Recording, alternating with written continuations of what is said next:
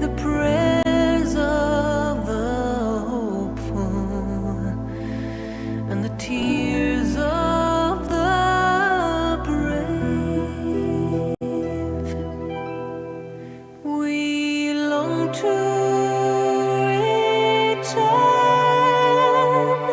to that place of still waters and sit on the banks under some shady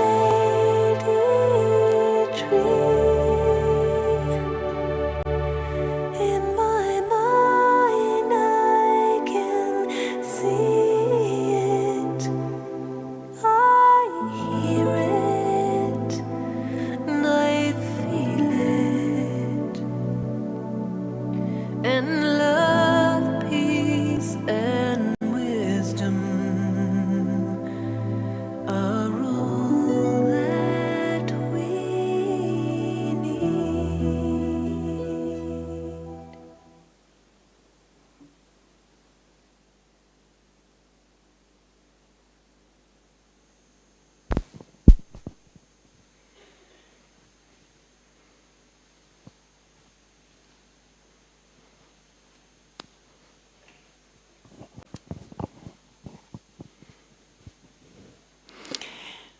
Om Shanti, and warm welcome to our next session, which is making everything worthwhile. And we are very lucky to have Sister Kala here with us. She has been with Baba 45 years, so very, very experienced yogi. And she is a director of Peace Village Retreat Center in New York. And she has been a resident there since it opened in 1999. So soon you are celebrating 30 years. Few more years to go. So big celebration is coming. And she has a medical background as a doctor. But then Baba grabbed her because Baba was needing a spiritual doctor. And she's very angelic. She's very subtle and gentle. And even though I don't know her very well, but there is the feeling of connection, and somehow she's very easy to approach. So warm welcome, Sister Kala, over to you.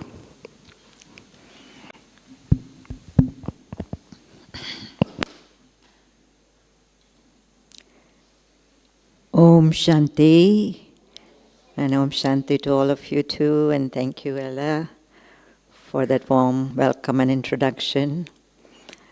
And I know, I can tell, that everyone here has been having a lovely, lovely season, not just with the classes, but with every activity, either personal, collective, on your own. And there has been a lot of,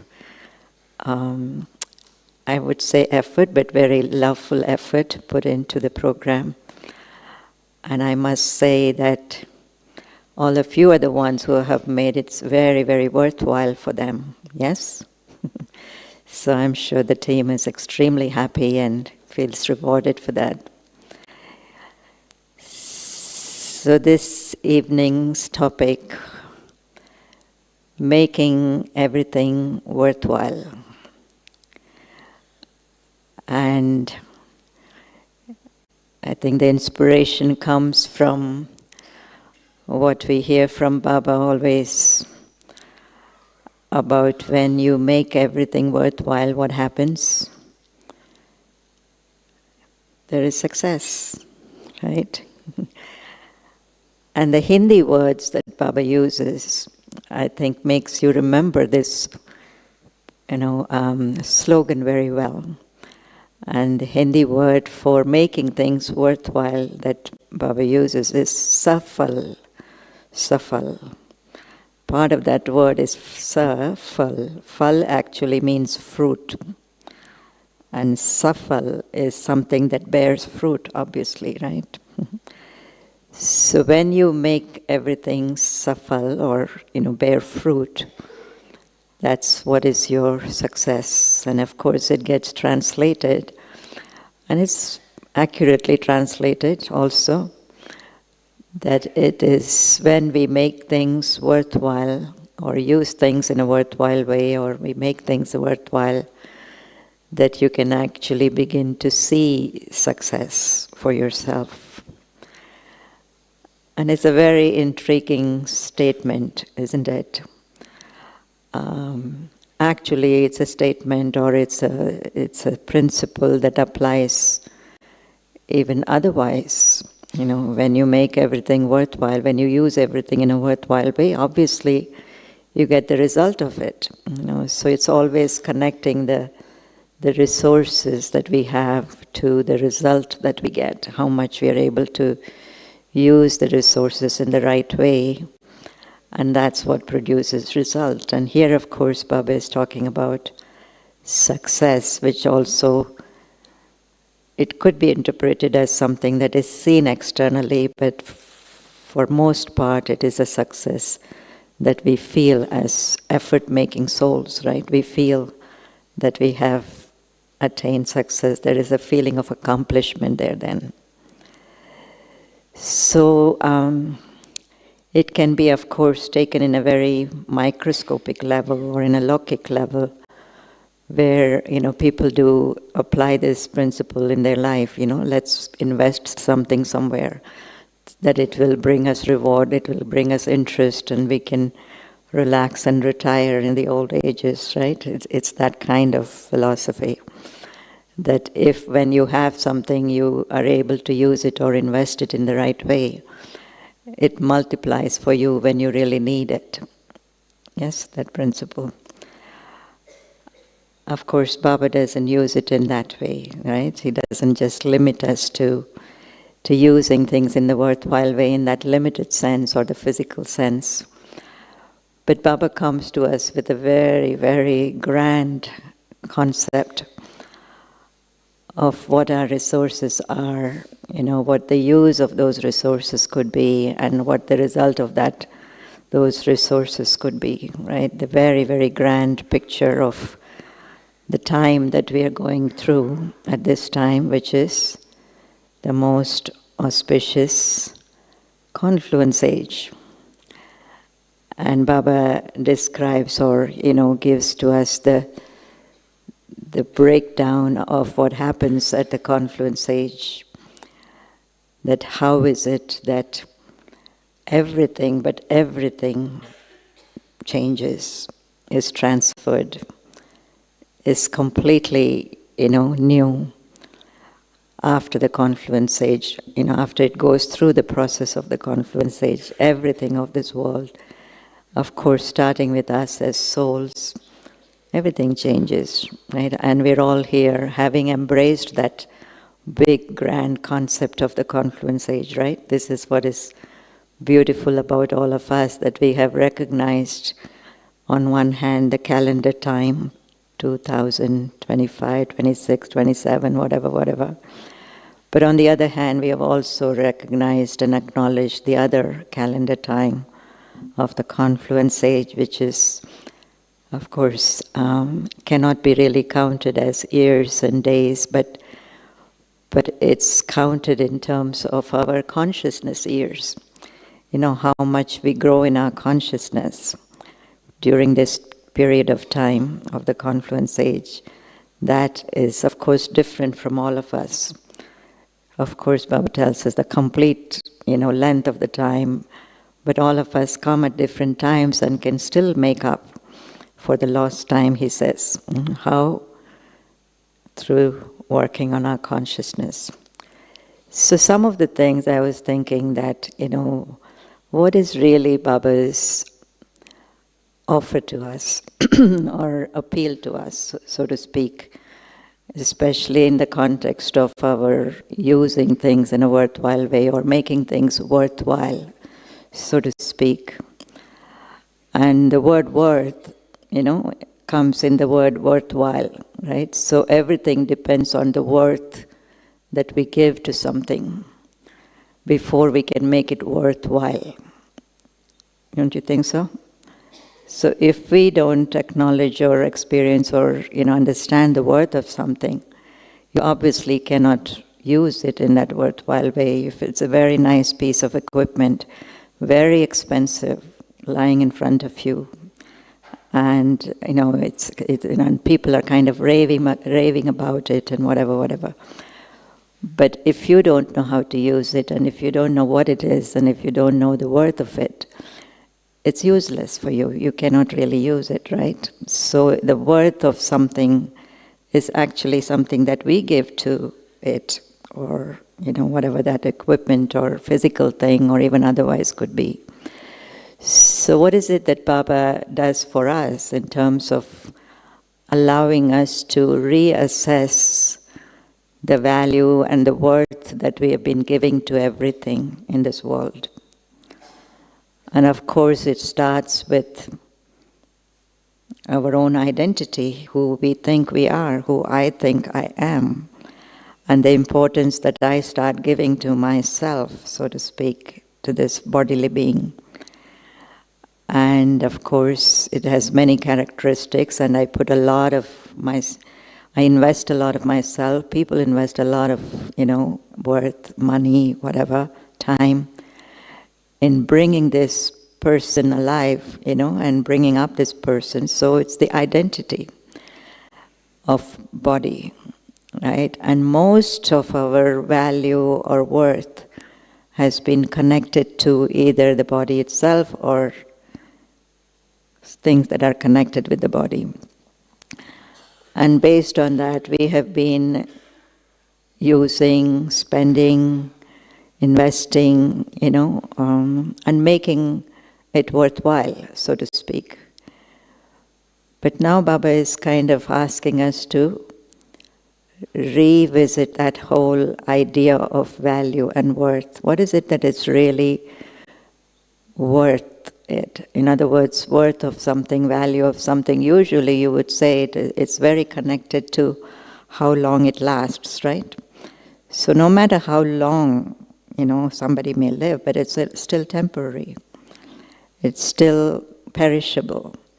And so Baba comes to give us this big picture of who you are really, imperishable. The minute conscious being that you are. So by identifying ourselves with the soul that we are, I think he kind of puts us right side up, as he says sometimes. You have been looking at everything, the value of everything, worth of everything, like hanging down as an owl. And obviously when the owl hangs upside down, everything is upside down. And now he comes to put us the right side up. And so we really begin to see the value and the worth of things as they should be.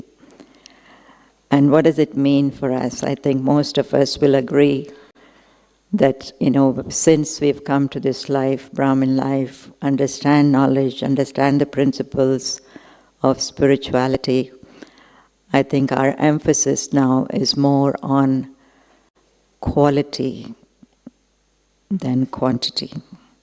Would you agree? So everything before was about big size, everything was about how much, how many years I have studied, what titles I have gained, all of those things that I have accumulated. Most of it has to do with quantity of information, quantity of skills, but never assessing the quality of that skill. What is it useful for? And now Baba says, now it's the quality that really is going to make you sustainable.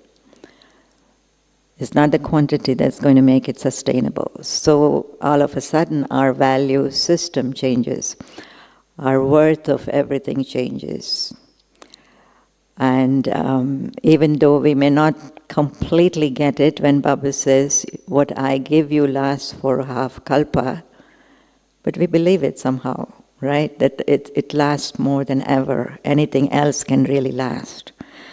We may not completely understand the half a kalpa or the 2,500 years or whatever, but we definitely know that that's more valuable than what I have been really giving value to. So the first thing is that he says, pay attention to the quality of your life, quality of your actions, quality of your thoughts, quality of your words.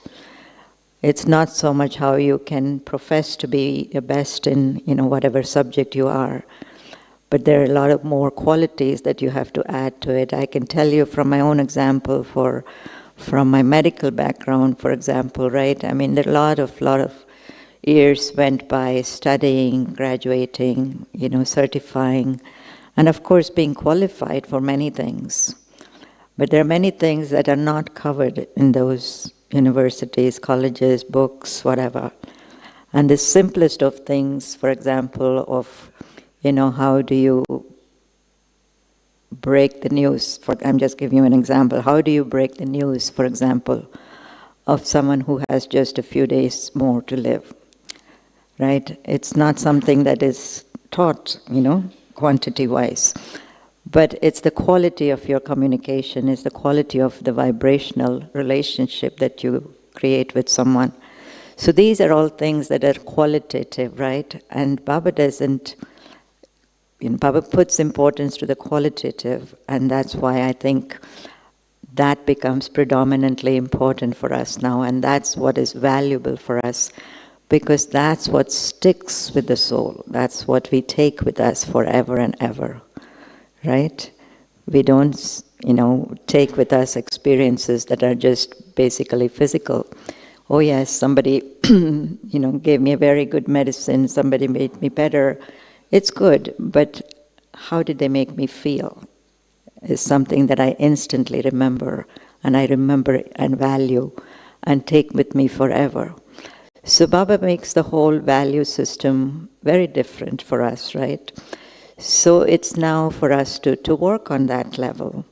The same thing with, the power of consciousness, Baba says. Your actions are important, but your actions can only take you that far.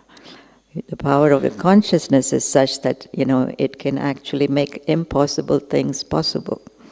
Even when you say or think that something is difficult or impossible, but if you really understand it, put your mind to it, have faith in the method that you're going to use, or faith in how Baba is teaching you to do it, you can make it happen. So it's in this way that we grow differently in our consciousness. Why I'm saying this is, in this whole subject of making things fruitful for us, what is important is the quality of the seeds that we sow at this time, isn't it? It's only the seeds that will tell of the fruit. If we don't work on the seeds, then of course it's not going to be fruitful. So it's based on our consciousness of who I am, who you are, what something means, what our actions are meant to do. So these kind of things, when we begin to understand, we grow in our consciousness, which Baba calls as the study of soul consciousness. From very limited things, we become very unlimited. And it's based on this that we are creating the future, which is unlimited, which is making things worthwhile.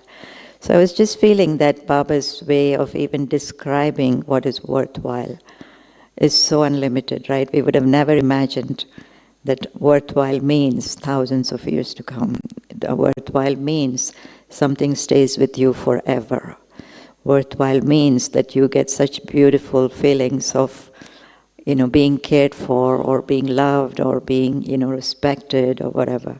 So these are all spiritual experiences, and this is what our training system is all about, right? So consciousness. So what else does Baba appeal to us, and what is his offer to us? I think he also tells us about how when we are not acting in the right consciousness, when we are not acting out of soul consciousness, how the influence of body consciousness has really swallowed us up, swallowed up the worth of who we truly are. He introduces us to the vices, yes? Just as he introduces us to himself, the one who is full of all virtues, he also introduces us to the vices that have been dictating to us and that have been kind of making us do everything along the way. And what does he say? You know, they have reduced your value, they have reduced your worth.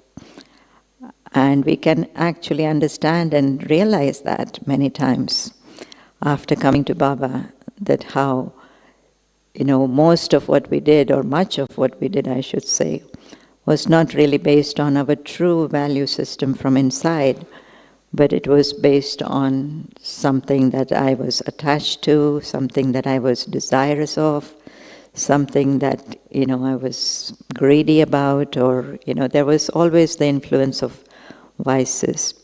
So Baba introduces us to the big ones, the big body consciousness, and then of course the children, and then he also says there are grandchildren, great-grandchildren, all kinds of royal vices that we encounter at this time. And so it's these royal vices that also we have to be very, very careful when we want to actually put all our resources in the right basket, right? So I'm just thinking of how Baba comes with such a strong appeal in terms of knowledge, even though it may seem like very simple knowledge, but it's a very, very strong, I should say, sometimes he does plead with us actually, right? He would say, just for this one birth, can you not observe purity? Now that's an appeal, that's a pleading, right? Now he doesn't have to go on his knees to do that, but yet he would do that even for us, knowing that we have become so ignorant and so oblivious to our own ignorance, so to speak. So he has to lay it down very, very clearly and very simply and very humbly, so to speak. So his humble appeal to us at this time is to really look at things, in an honest way, in a soul-conscious way, and then realize your own worth and act on that. It's not about someone else, it's not about something else, it's not even about the whole new world, but it's about your whole new self, that how you can really renovate yourself, renew yourself, if you really were to give yourself more worth for who you truly are. So the other thing that Baba says is, the big part of the knowledge, the puzzle that he opens to us is this about what time we are going through and what is the need of this time. And of course, when Baba started the Yagya, it was just a beginning of the trace of sorrow, peacelessness, chaos, conflict, everything. But now we can see very, very clearly, that that's what is rampant in the world. And what the world needs today, what people in the world need today is not the riches and the bountifulness, but it's the peace of mind. It's the little happiness in this big forest of thorns, little fragrance of virtues, a little consolation, a little hope. These are the things that people are looking for. And so Baba appeals to us in sense that what will really be most worthwhile is if you can be that for yourself, and if you can also be that for someone else, and if you can also be that for a few more people, if you can also be that for the whole world, right? So this is his appeal that, that he's already started this mission, but if you can be a part of this mission, then you're actually, even though it may seem like you're just a tiny little part of it, but you are a big shareholder in this whole activity or project that God has come and taken up to bring peace and happiness in the world. So it's a very, very beautiful way that Baba comes to his children as the father, as the teacher, as the guide. And, and he says, most importantly, How do you do it? How can you? As a single-handed person, you cannot do much. But as a collective, we can do a lot. And this is where the whole way in which Baba has established the Yagya comes in. That he knew that, there are many people in the world, many institutions in the world, many causes in the world, that people have strived very hard, to make things right. But usually what falls apart because of personal ego, personal vices, personal desires, personal conflict, all of those things. And Baba has come to teach us to, very much according to what we are all working on in this month of unity and trust, especially, for example, right? So he's teaching us the basic lessons of what the Yagya really means. When Brahma Baba was chosen as the instrument by Shiv Baba, he couldn't have done it alone, right? So what did he do? He naturally attracted the souls that belong to the origin of the Yagya, the souls that would understand these principles, the souls that would be, even though the knowledge may not have been clear at that time, but it was the value system that Baba stood for that people were drawn to. It was the truthfulness, it was the simplicity, it was the purity of the whole movement that attracted, everyone. So he created this whole Yagya, and this is another very, very fascinating concept in terms of, what it means to make things worthwhile. As I was saying, one of the things that I always used to walk around and, look at many institutions, many organizations doing good work, very good cause. But after a few years, you'll say, where are you? How are you? And they're nowhere around. They've lost steam. They've disappeared, they've dissolved, or they have created splits, and there are two instead of one, right? And so the one mission that they stood for is not good anymore. So it was always a very big mystery to me, who do you stand for? Who do you support?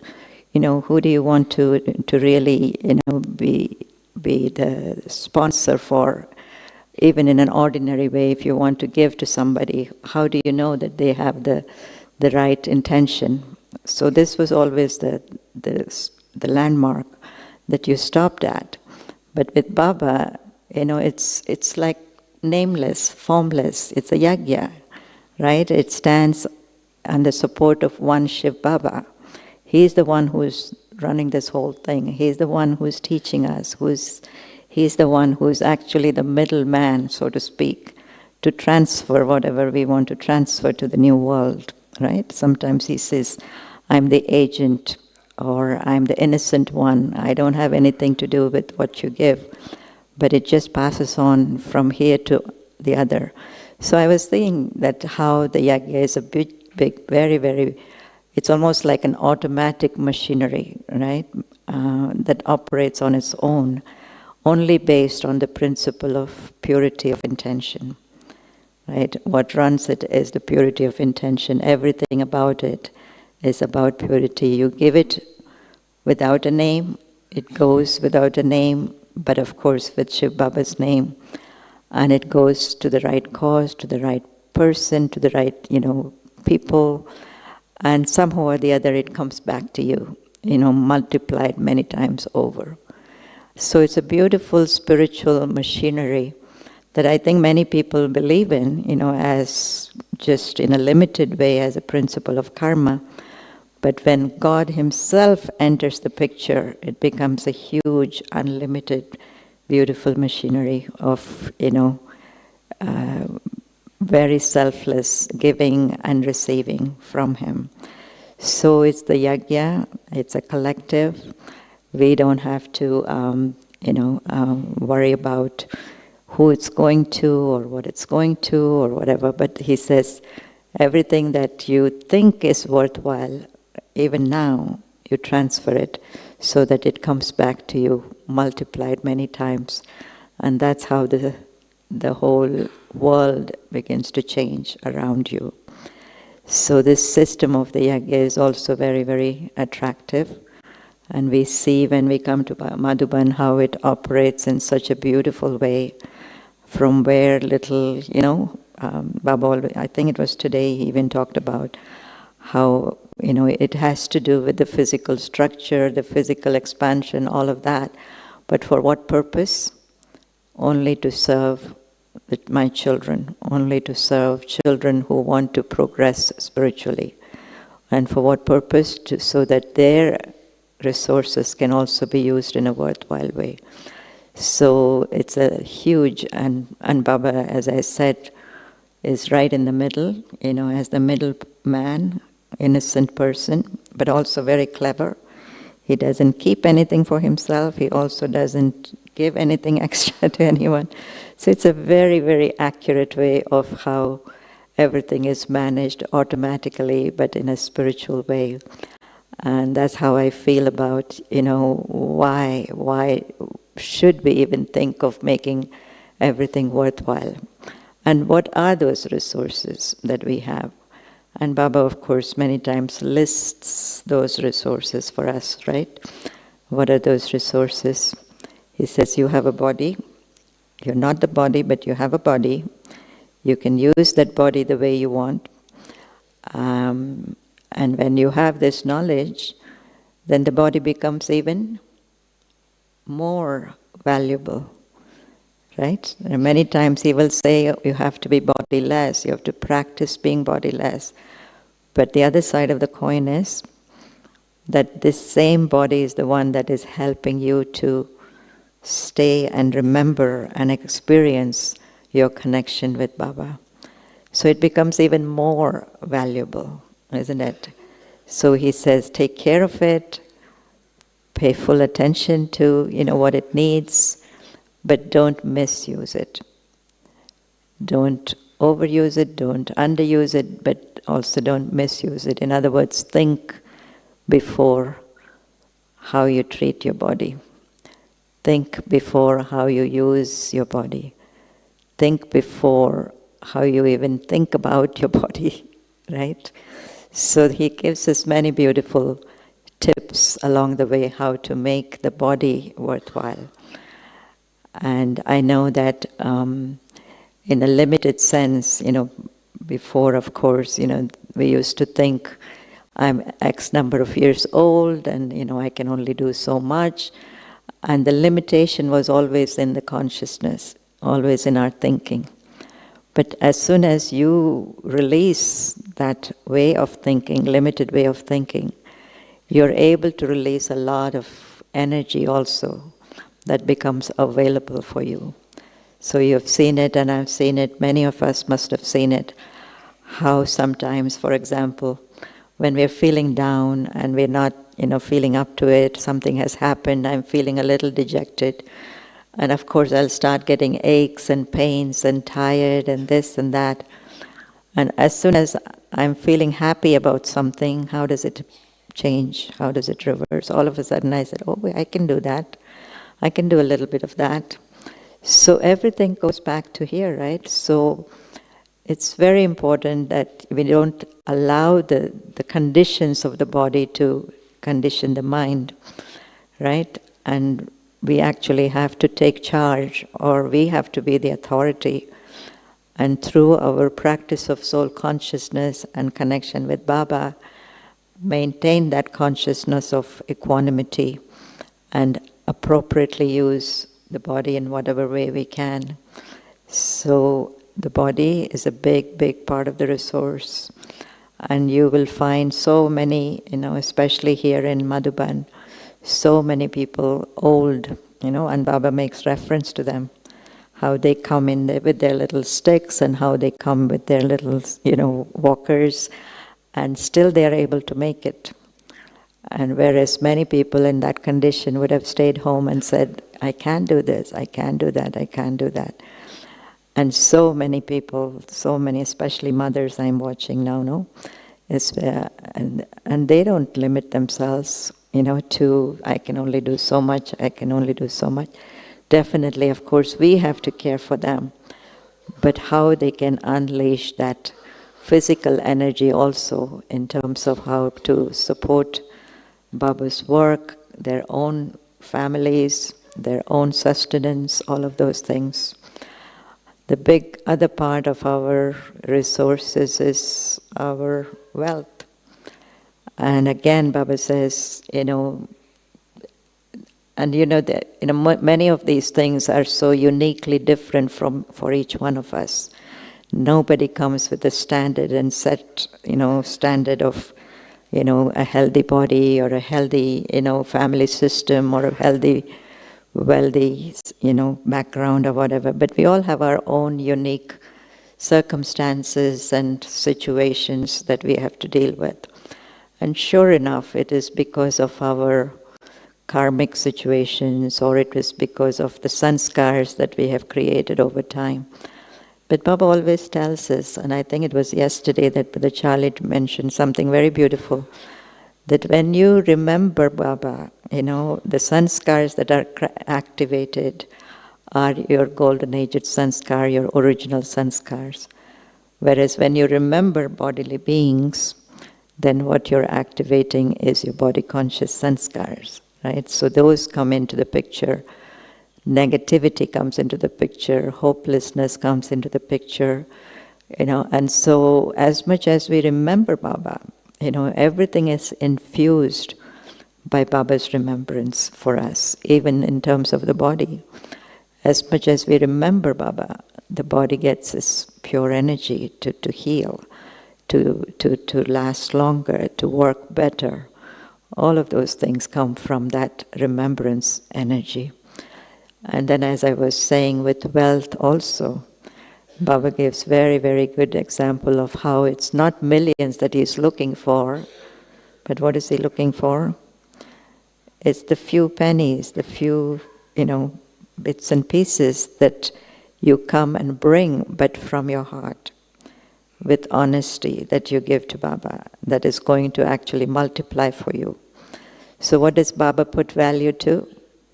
Not the quantity, but the quality of the wealth that you bring to him, the resources that you bring to him. If you're giving a lot, quantity-wise, but quality-wise, in your mind, you're thinking, but am I doing the right thing? I should have given there, they should use it like this. What's going to happen to the worth of what you're giving?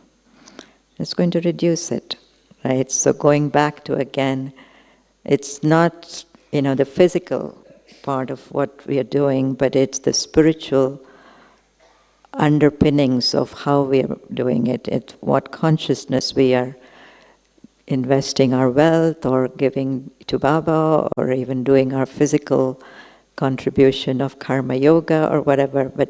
But what is our mind occupied in?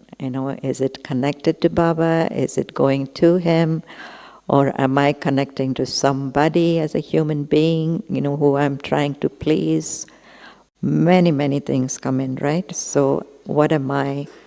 How am I really making my full investment worthwhile is what we have to look at, right? And as I was saying before, it's the few pennies plus few pennies plus few pennies that's actually going to bring palaces. And of course, it's a very, very beautiful example that we have in the scriptures about how Krishna, the story of Krishna and Sudama, right? He brought a handful of rice packed in a little, piece of cloth, and he was a childhood friend. Krishna was a childhood friend, and he went to see him, and he said, "I don't have anything to give you," or he didn't think he had anything to give him, but his wife told him, "No, at least take a handful of rice," right? And that was the handful of rice out of friendship, out of love, out of sweet memories that he exchanged with Krishna. And what happened was his huts, small little huts, were changed into palaces. It's a beautiful, beautiful story. So this is the same thing that's happening now. That he's not looking to exchange big things, but he's really looking for your heart. He's looking for your bhavna. He's looking for the dedication. He's looking for the faith with which you come to Baba and the love with which you come to Baba, that's going to make it really worthwhile. The other thing, I think, of course, for, as I said, many of, for different people, it's different ways or avenues in which we think that we can contribute or give and, multiply our fortune. And for some, it's their connections, it's their relationships. As soon as one person comes from the family, they are able to influence many others around them, and, for some of us that may not be possible. We may think, oh, I can't talk to this one, I don't know if this one will follow, or I don't know if that one will follow. And for many people, one person in the family, and their parents and their children and their offsprings and their aunts and their uncles and cousins, everybody comes together, right? They're able to bring many, many souls, to Baba, just because of their transformation, just because of what they have, experienced from Baba. They're able to honestly reflect that, to others. Or it could be because they are in a good position and therefore they are able to serve many souls from the position that they are in. Or they may have a good talent, and that may be very useful in Baba's service sometimes, and so they're able to use little bit at a time, never even knowing that, something like this could actually help in God's work. But very innocently, they come to Baba and somebody tells them, can you do this, can you do that? And so there are so many, many ways in which we can make our life worthwhile, we can make our time worthwhile, which is another big element, right? Baba talks about the wealth of time, the treasure of time. And I think this is a question that always comes up, for many people. Baba always says, you have to accumulate over a long period of time. You have to make effort over a long period of time. And we will say, but Baba, we just came. We didn't come before a long period of time. So what about us? Huh? What about us? And what will Baba say? That's okay. You cannot go back in time. Baba cannot go back in time. And everything is accurate.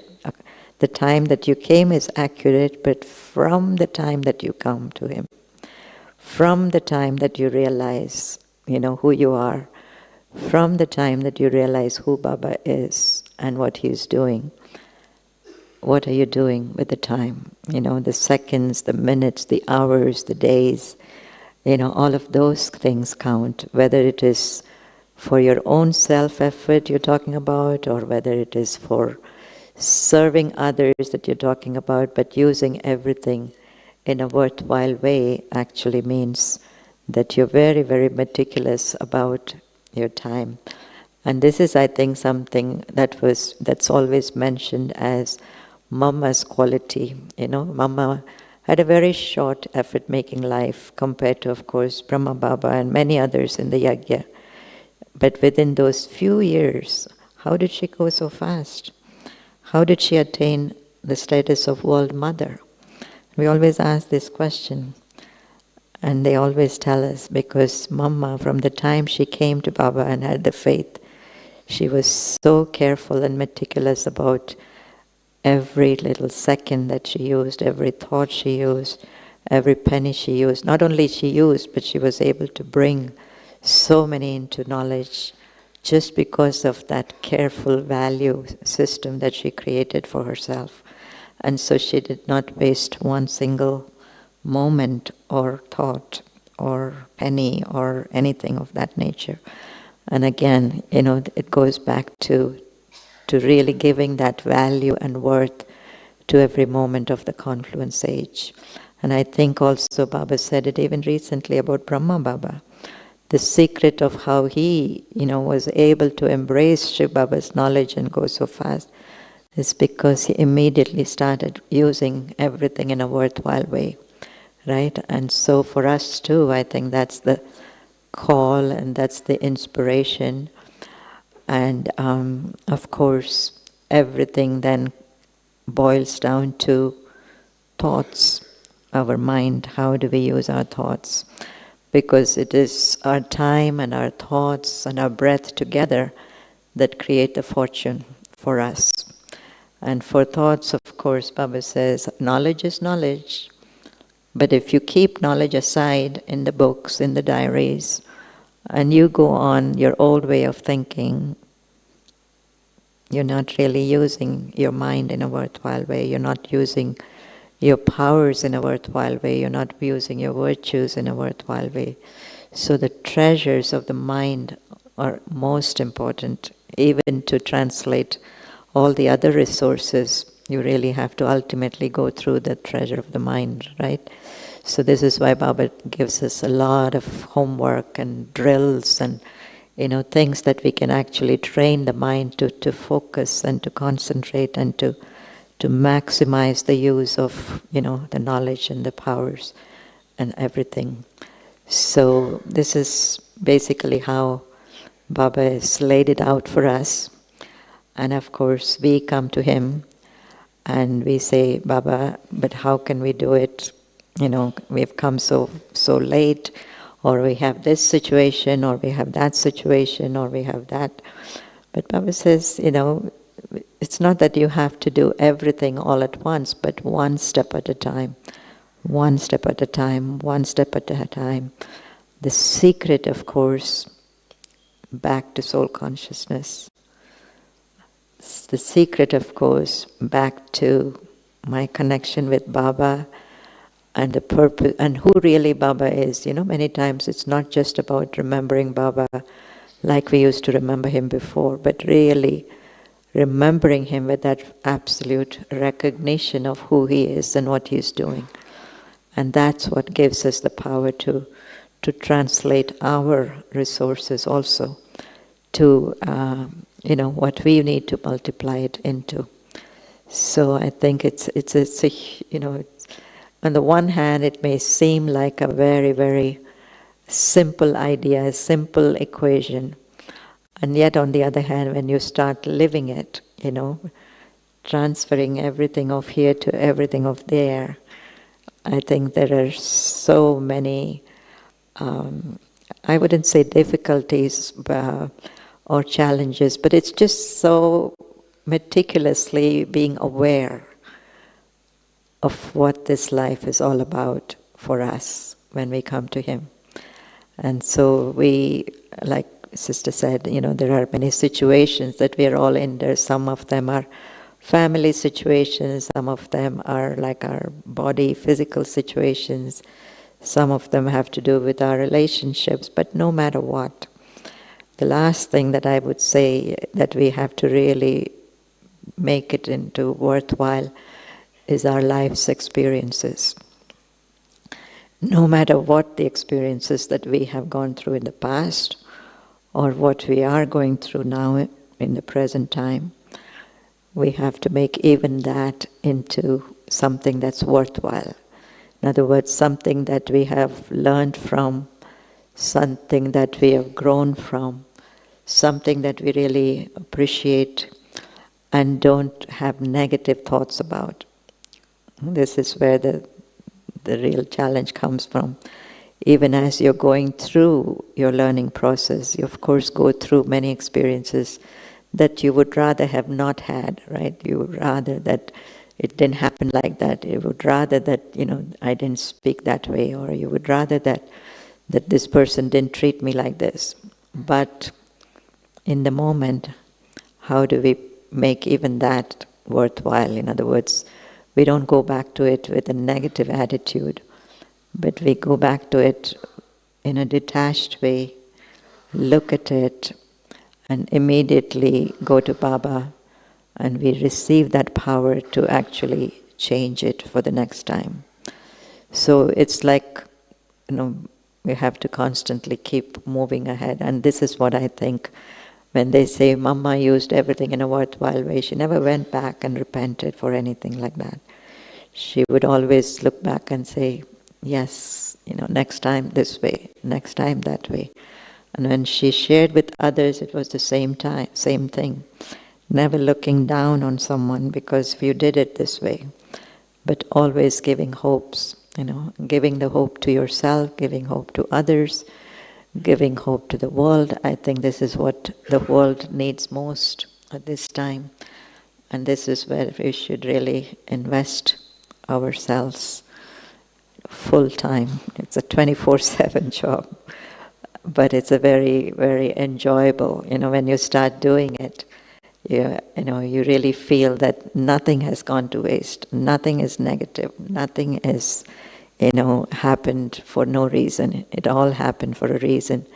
That you had to go through it, you had to look at it honestly, you had to come closer to the truth, you had to come closer to your own complete self, pure self. So always having that mindset that makes things worthwhile, right? It's not only using it in a worthwhile way, but whatever has happened, but how can I use it to make progress, to feel better, and to share those feelings with others, right? So I thought there was a time for questions or something, right? Was there?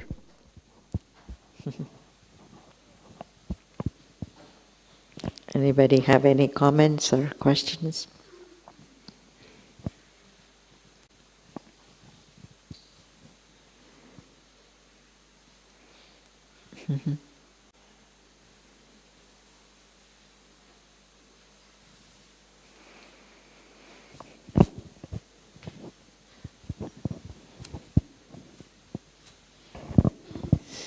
Om Shanti.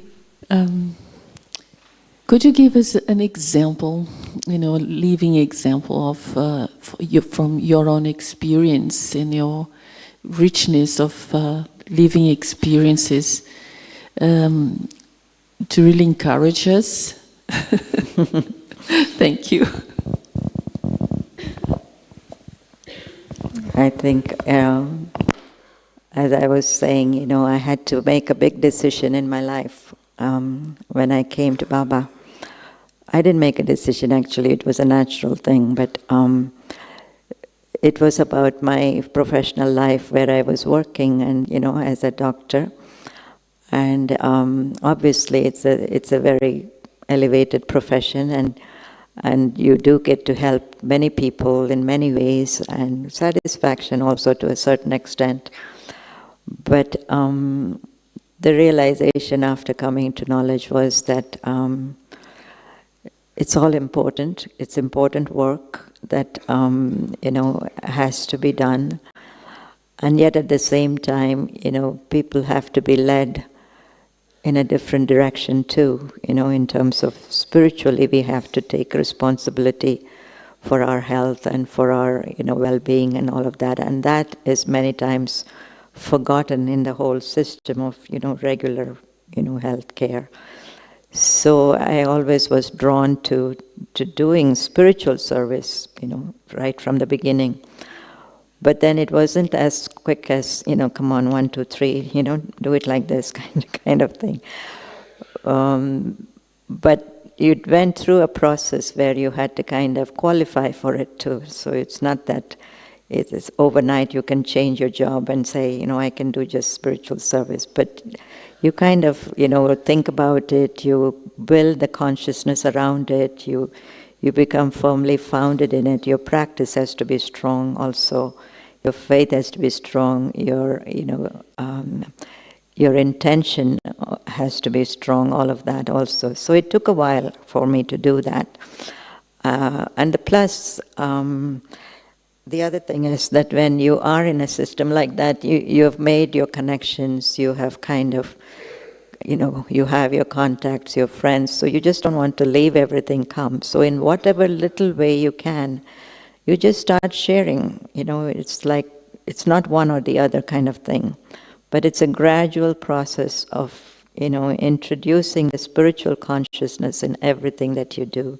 So when you're talking to someone, when you're treating your patients, you kind of inject that spiritual consciousness to yourself before talking, for example. And you see a lot of improvement because people don't need a lot, they just need a little bit of a hopeful, approach, for example. They just need a little bit of a smile and a cheerful approach, perhaps. So start serving in some little way, some little dent that you can make in terms of, it doesn't have to be a big thing. In other words, it's just a small little changes that you make in your consciousness that will take you step by step to closer to how Baba can really use your full potential, both physical as well as spiritual. And then in terms of,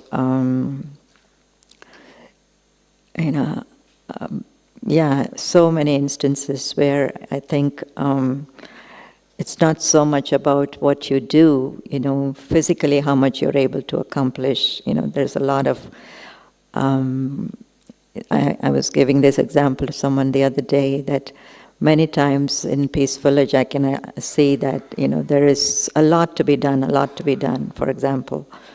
But you can't do a lot, But I think you can you can at least be with someone who is doing a lot, right? For example. So you add to that pure energy of that person, enthusiasm of the person, the happiness of the person.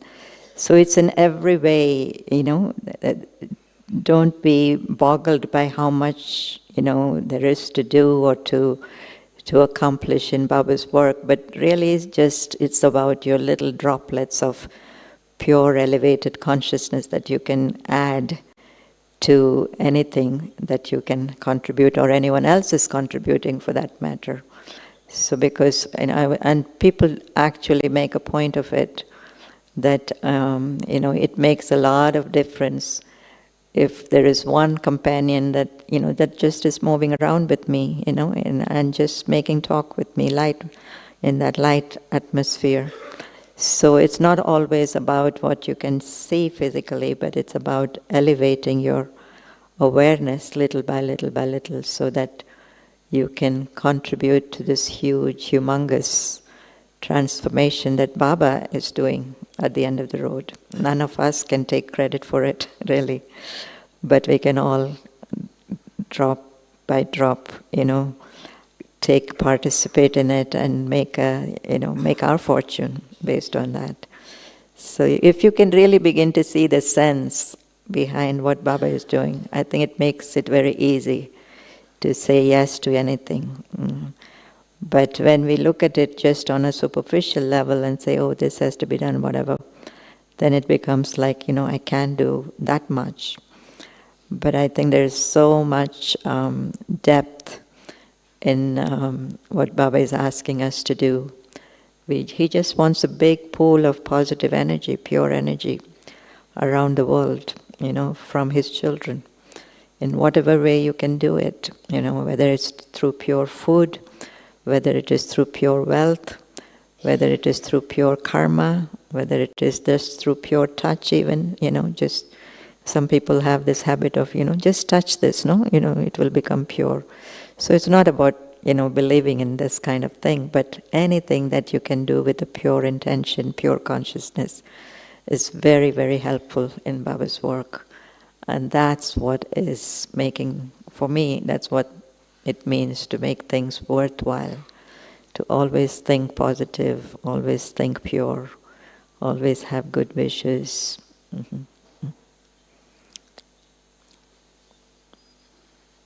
Yeah.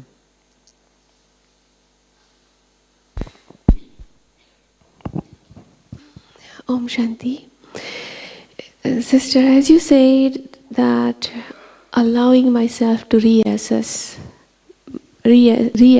my value, and you also said that Baba has come and put me on the right side up, so which is the soul consciousness. You have said much, but there is still some clarity I need. Is what would be worthwhile to be a Brahmin? Is that a role that I play, or to be a point of light and be in the feel the companionship of Baba all the time? To be a Brahmin includes that, no? So Brahmin is a role, or that's my being? Brahmin is our identity at the present time, at the confluence age, when we have recognized that we are souls and Baba has come to purify the soul and he is directing me in that right direction and I'm living my life according to that. So that includes many things, being a Brahmin. It includes being a point, it includes connection with Baba, it includes everything.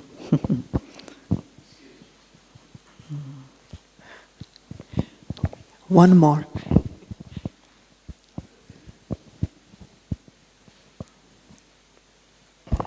Om Shanti. Baba says about when you want to transform your sanskars, you need to have a disinterest and renunciation. So I can have a renunciation, but disinterest is a little bit hard to develop. Say for example, if I like gulab jamun, it's okay, I can renounce gulab jamun, but I do know the taste of gulab jamun. How does it? So how do I develop that disinterest?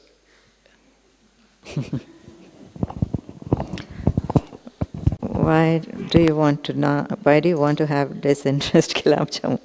Baba gives you gulab jamun in Madhuban, right? So just have, just remember who is giving you gulab jamun. I think it's more important for you to remember who is giving you gulab jamun. When he is actually, for example, I'll tell you, I was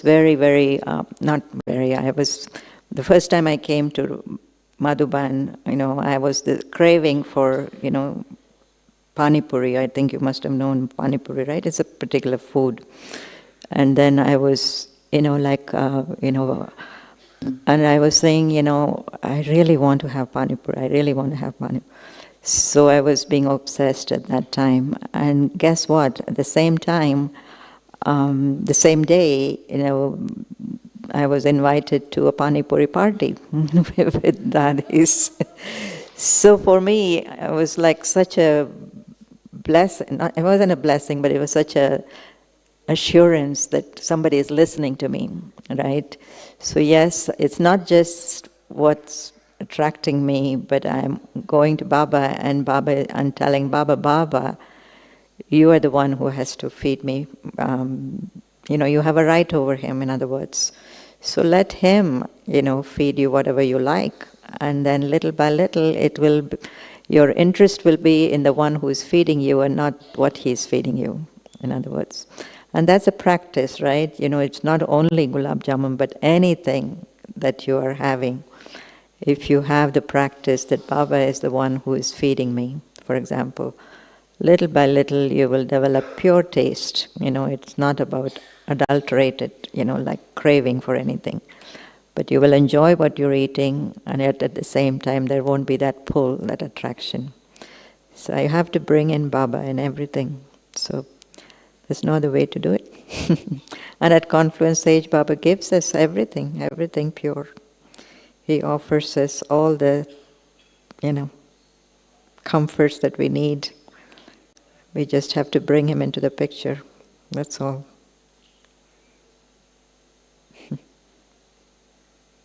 Yes. Okay.